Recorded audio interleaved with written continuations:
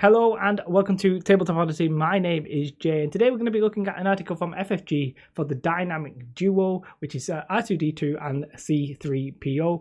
There's not a great deal of new stuff here, mainly the command cards I think, so we're going to have a look at that in a moment. But if at the end of this video you like the video, press like, and if you're not subscribed, press subscribe. It really helps. So yes, let's click it and look. So this actually is a Battlefield expansion.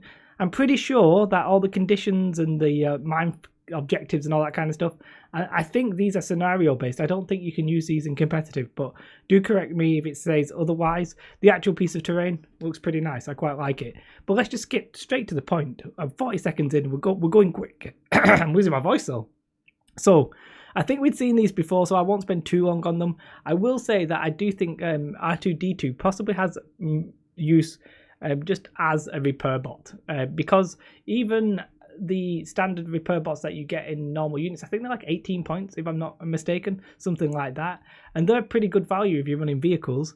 This is obviously nearly double that. However, he's got 4 wounds, so I do think that, like, just as an option, if you're going to run vehicles, you might take that. Obviously you get the extra stuff, but just the repair too almost makes it like worth it. I actually think that's the most useful thing here. But then obviously you get the secret mission with him. I say him, he is a droid. He's got 4 health, 2 courage. Secret mission is basically you can get a victory point if you're in the enemy's deployment and you survive. It's essentially the counterpart to bounty hunters, the rebels and the resistance probably, and all that kind of stuff. The rebels, the resistance, you know what I mean. They're going to get secret missions, and I like that counterpart. You have bounty hunters on one hand getting victory points, and you've got secret missions for the rebels getting victory points. I think that's a nice little like juxtaposition. I think that's quite cool. He's grounded, so he can't climb or clamber. Fine. He's inconspicuous, basically means if he has a suppression you can't shoot him unless you can only shoot him. His attack's pretty garbage, but I do like the suppressiveness of it. Surges both on the offensive and defense. He's 35 points. I think that's reasonable. Yeah, I think that's quite good. Then we have C3PO. He's only 15 points, but you have to take R2D2 to get him. His attack is garbage, a clumsy kick. Calculate odds is interesting. You know, you can choose a friendly trooper unit and gain like an aim, a dodge, and a suppression token. Pretty good. Distracts are also interesting. You can basically you choose an enemy trooper. I'm just going to read it, it's a lot easier. Choose an enemy trooper unit at range 1 to 2 in line of sight. Until the end of the round, you lose inconspicuous, and when that unit performs an attack, it must attack you if able. So you know, it is what it just said. You're basically sacrificing yourself, like going, shoot me, as a droid often would. But that's quite good. Like if there's a key moment where you need to survive, you need a unit to not kill you, like maybe a massive Z6 unit or something.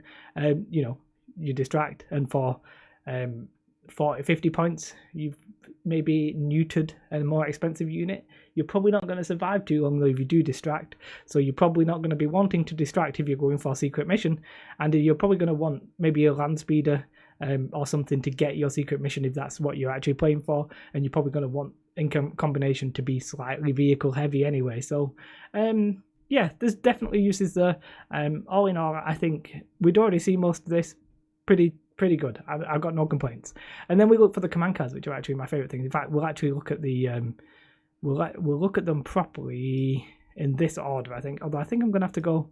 Yep, I don't know why they've done them like that in a stupid order. But Blast Off is the 1 pip. So because R2D2 is actually an operative, which I really like as an idea, he's got Blast Off as his 1 pip. So you can only give it to him. If I'm honest, if you are going to take R2D2, I don't think you're necessarily going to take all of the command cards. I think you're maybe going to just take 1 or maybe 2 at best.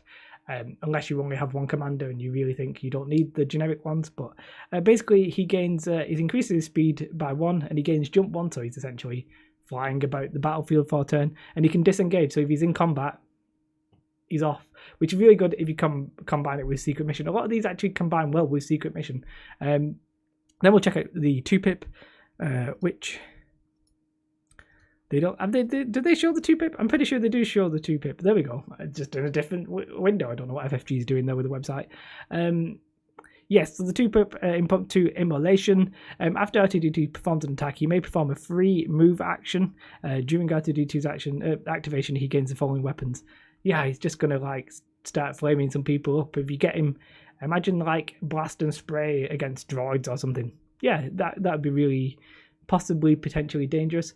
Would I take this weapon? No, I'm not sure. I don't think I would I take this command card? I don't necessarily think so. Although having a blast and spray weapon is pretty good, and he is only 35 points, so you could do it if you really wanted to surprise somebody.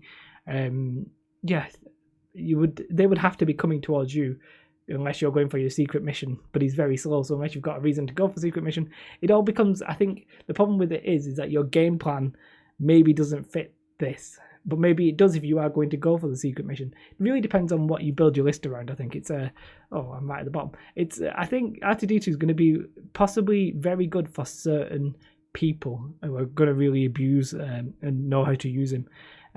So Smokescreen is his 3-pip, and you get an extra trooper if you're going to issue an order, which might mean you might want to take this one. You also get basically the one where you can move, so like the layer card, which I can never remember the name of.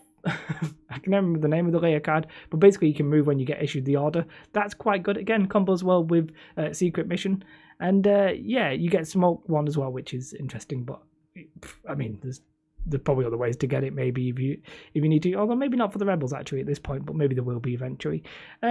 Yeah, I think ultimately I don't necessarily look at these command cards and think anything really stands out. The blast off for me it's not that good. As a 1-pip, you're really banking on the secret mission. And granted, you don't have to spend that many points to bank on a secret mission, but to lose a 1-pip for blast off, I don't think is something that I personally would do. The impromptu immolation, it really depends on what your plan is. If you're going for the secret mission, you're going to possibly get close, but then do you want to even be anywhere near an attack? Maybe not. Or maybe you're going to just pop out some vehicles and have a wall, and then if anybody comes to your vehicles with a short range attack, maybe you then pop out and kill them and you're not bothered about secret mission. Or you get the land speeder, pop R2D2 in that, transport over there, try and get secret mission, and light some fools up. Smokescreen is just okay. I think if you're, as a 3-pip gold, you could take that and it would be fine. So the 3-pip is a maybe. The 2-pip also a maybe. I just don't particularly think the 1-pip would get too much use. Other than that, yeah, I think there's some use here. I think there's many tricksy things, and as soon as somebody finds out a nice way of using them all together, then somebody will do really well with these two, well, or one of them. Well, you can add R2D2 all together. I said I like the terrain piece. I think that's pretty damn cool. It looks nice, but I'm not 100% sure about them. Do correct me if I'm wrong if they are actually used in match play, but I'm pretty sure they're not, because you would have to use the terrain. But, you know, I've been wrong before, and I'll be wrong yet again at some point, probably right now. Let me know though. Have a most beautiful day. Like and subscribe. Goodbye.